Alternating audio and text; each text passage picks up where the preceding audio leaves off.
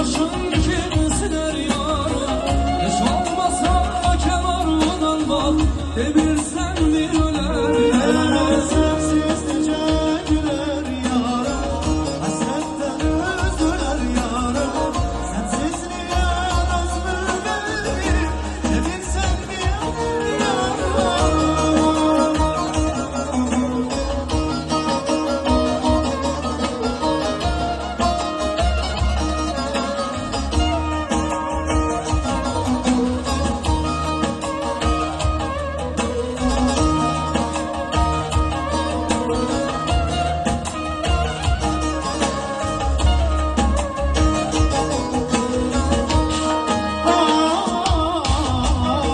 Çiçekleri kokuyorum, gülüm senin etrin duyan.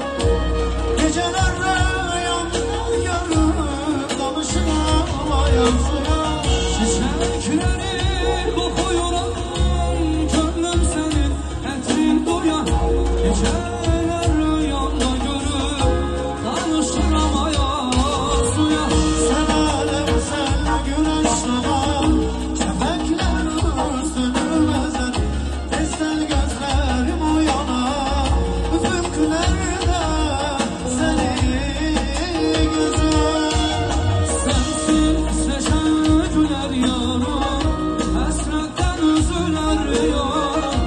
Hiç olmazsa kenardan bak, devirsen bir öler yarım. Senden insaf diler yarım, gözyaşlar güldüler yarım.